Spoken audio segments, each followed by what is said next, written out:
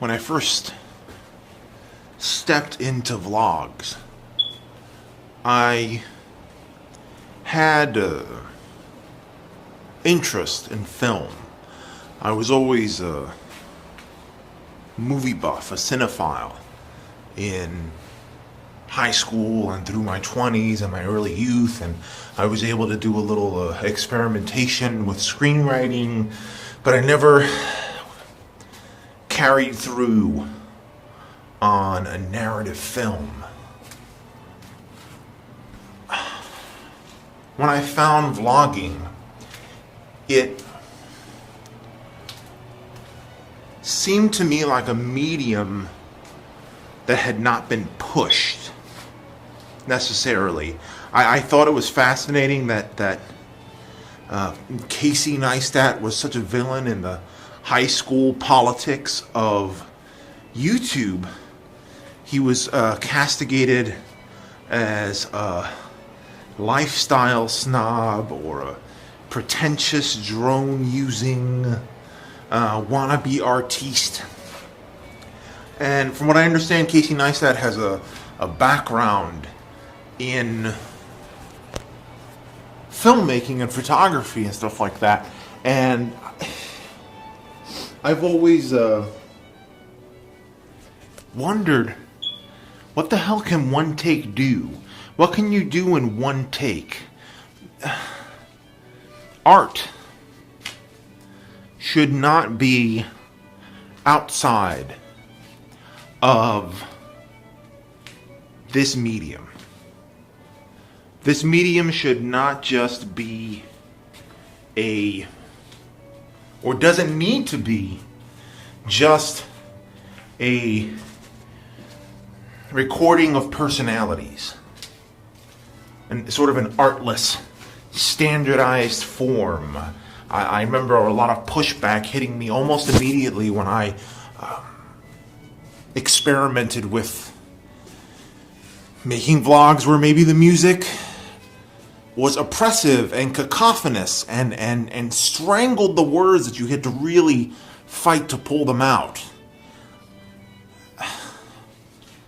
Not smoothing the edges of where the music cues would start and end, because I felt like it would leave the audience more exposed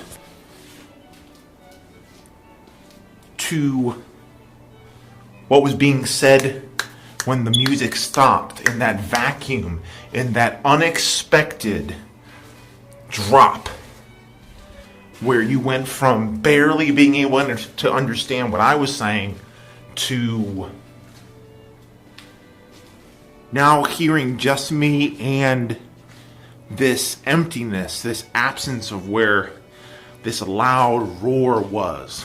There was a lot of pushback on, your words are illegible, we can't hear you. And I get that. I get that this is not a completely expressionist form, and particularly being in politics, these vlogs are about political statements. They're about ideas.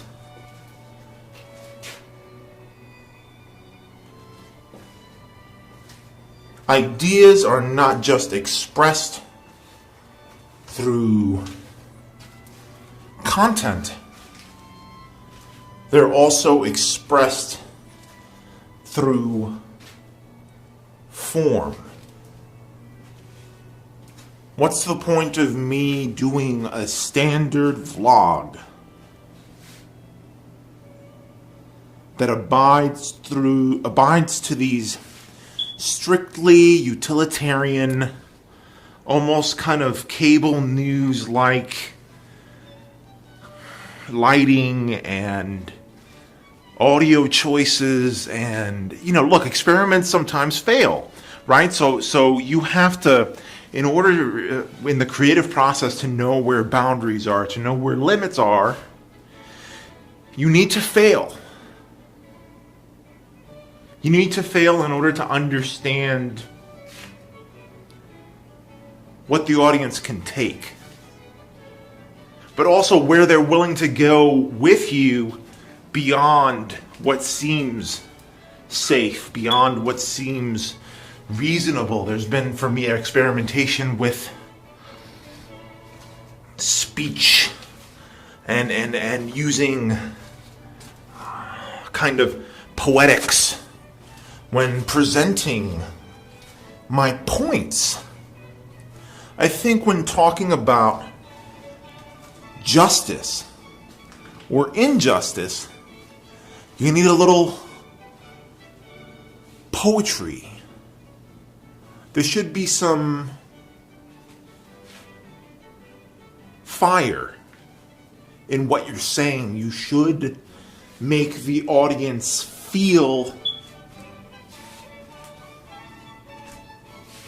what you feel about the subject without just kind of barking it at them. There should be subtext in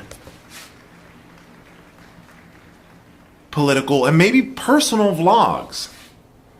There should be something inside. It shouldn't always just be. I get that there are utilitarian ends within certain vlogs, instructional vlogs, educational vlogs. So there needs to be some degree of visual and oral, AURAL, discipline, because the number one end goal is information. I don't think politics is news necessarily. This is not a news channel. I'm not here to give you what you already know. You don't fucking need me for that. In the age of the internet, you don't need me to give you what happened today. You already know what happened.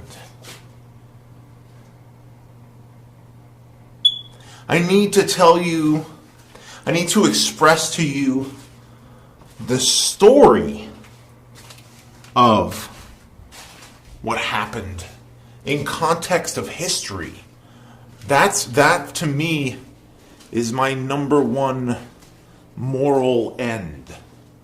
I need to tell the audience the story of this event.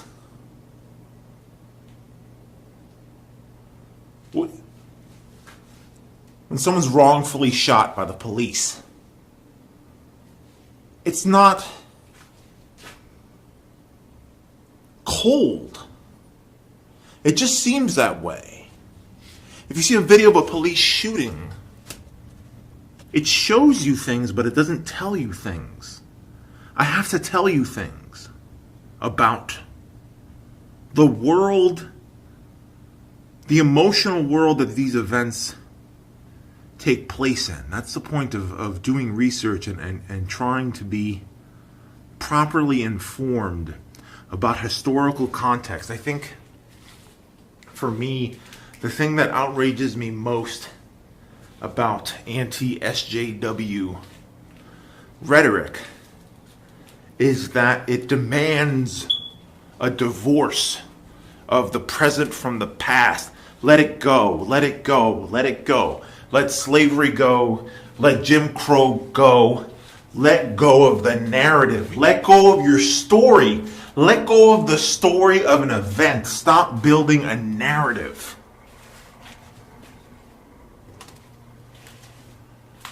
History. History is a story. Human beings, to make sense of what events mean, require this narrative. They need you to tell them where this fits in our story as a people, as a nation, as a species. When you stand there on this soapbox of rationality, in which all events are ahistorical acts of personal responsibility, you do your audience an injustice You present events in a vacuous space. So of course everything is personal responsibility in the black hole of reason. But that's not the world we live in. At least not the internal world of people. This skeptic obsession with objectivity. Even the mainstream media's biggest problem is objectivity. They try to be outside. The story inside is humanity. Humanism is an internal story of how we react and interact with the world, right and wrong. I'm one of those guys that leaves their Christmas decorations up as long as humanly possible.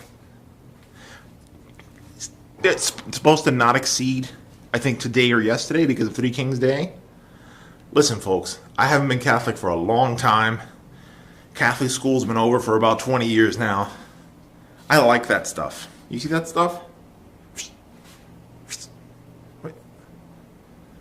That's a little shrine I keep to Christmas. If I could leave it up there all year long, I would, but it cancels out the specialness of when it does actually go up. But that might be up there right through Valentine's Day. I don't know. Back on subject. Stories, narratives. The next time you hear somebody bark about social justice advocates taking events and getting them to fit a narrative, the problem is not whether or not you are fitting something into a narrative. The question is whether or not that narrative is valid. Is it accurate? There is a story of American injustice. There is a story of global colonialism and imperialism. That story is supported by facts.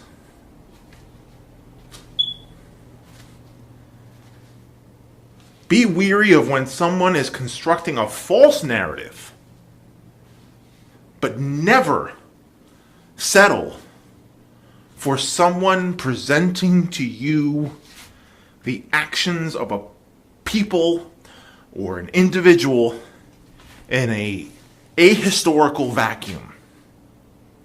They are intentionally dislocating you so that they can manipulate or exploit your opinion. You and me are part of this story. It's the only one we'll ever have.